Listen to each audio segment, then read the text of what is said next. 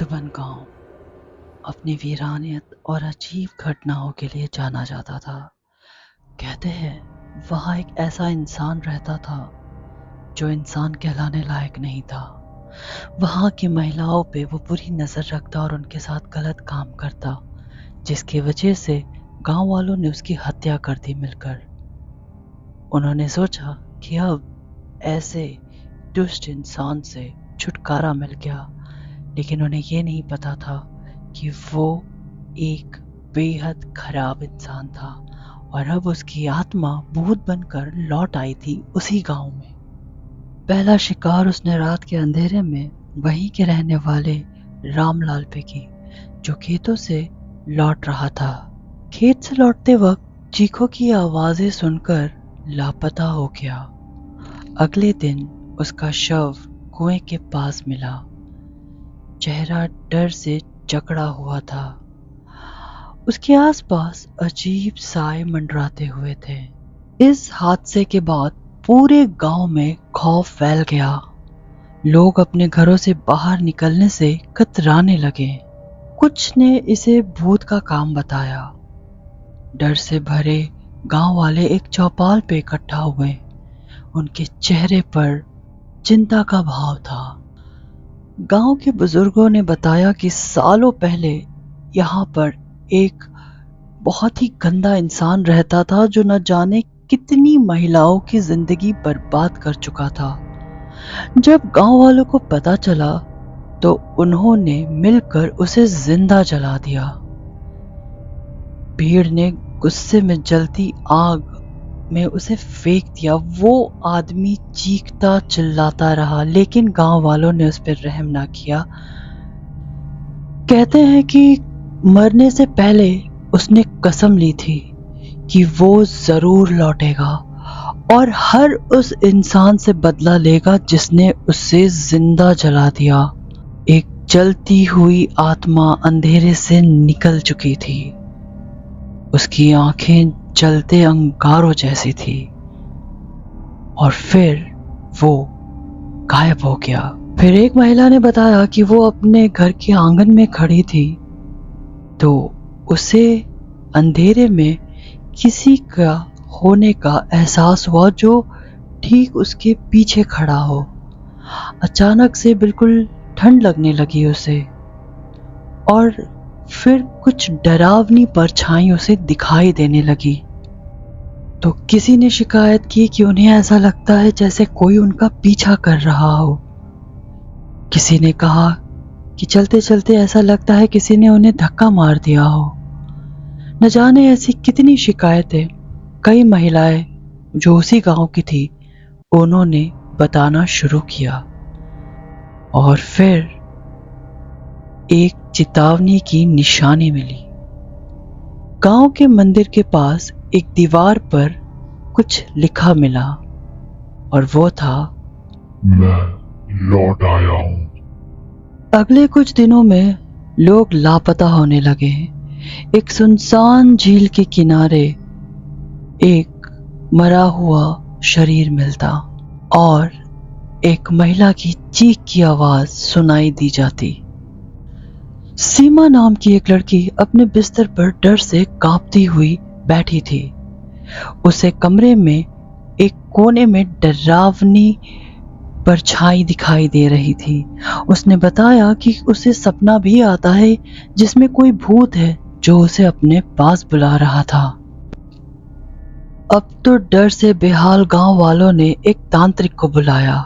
एक तांत्रिक अपने हाथ में त्रिशूल और आंखों में चमक लिए हुए वहां आया। चारों ओर धुंध और डर का माहौल था। उसने कहा, ये आत्मा जिंदा लोगों की ताकत खा रही है। इसे अगर जल्द न रोका गया तो यहां सब कुछ वो आत्मा खत्म कर देगा। उस तांत्रिक ने बताया कि अगर उस आत्मा को नहीं रोका गया तो वो इस गांव का विनाश कर देगा। तांत्रिक ने बताया कि आत्मा को रोकने के लिए सारे गांव वालों को मिलकर एक विशेष अनुष्ठान करना होगा लेकिन इसमें बड़ा खतरा था। लेकिन तभी सीमा ने तय किया कि वो उस बुरी आत्मा का सामना करेगी।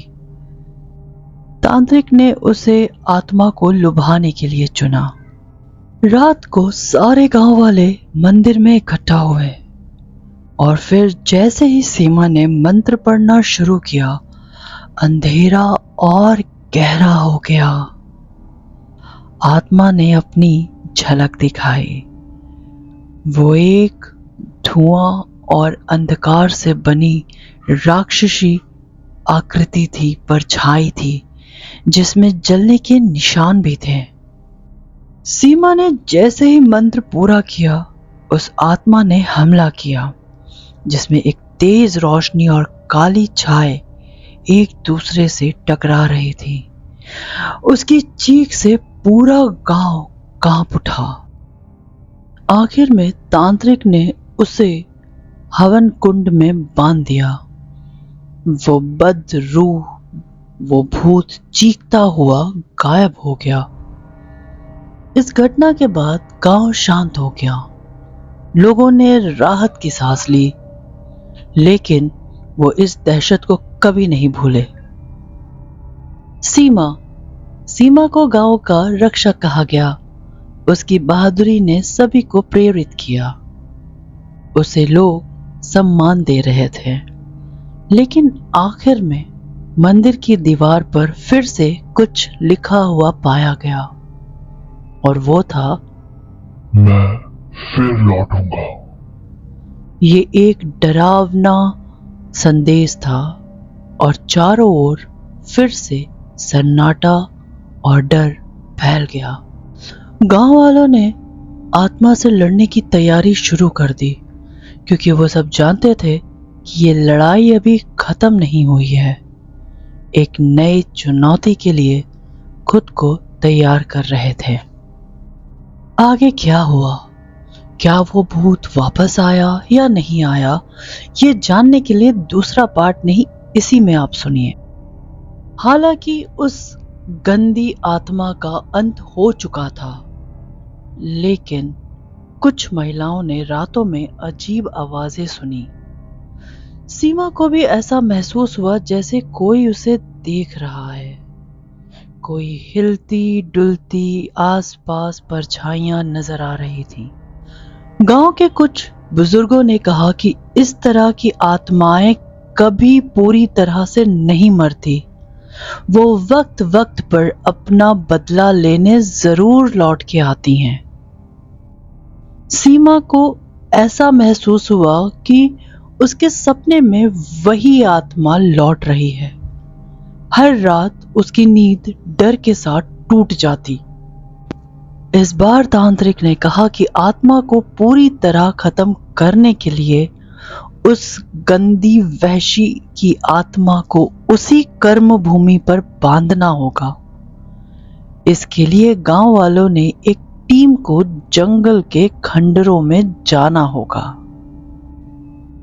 जब गांव वाले खंडर पहुंचे तो वो प्रेत पहले से ही वहां मौजूद था। उसकी चीख ने सभी को डरा कर रख दिया। एक तेज आवाज, काफी तेज आवाज। सीमा ने अपनी पूरी ताकत लगाई और तांत्रिक के निर्देशों पर चलते हुए मंत्र का जाप शुरू किया। भूत ने जैसे ही सीमा को देखा, वो उस पर हमला करने की कोशिश करने लगा, लेकिन तांत्रिक ने उसे मंत्रों से और जादुई घेरे में बांध लिया था। उसकी चीखें जंगल में गूंजती रही और फिर वो पूरी तरह गायब हो गया। इस बार प्रेत का अंत पूरी तरह से हो चुका था। गांव वालों ने एक नई शुरुआत की और सीमा को गांव की रक्षक मान लिया गया।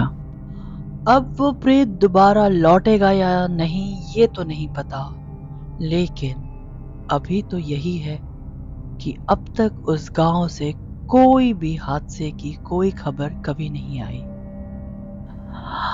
आए या ना आए, लेकिन हम आपके सामने फिर से हाजिर होंगे एक नई कहानी के साथ, एक नए डर के साथ। आप अपना ख्याल रखिए, देखते रहिए, सुनते रहिए और डरते रहिए।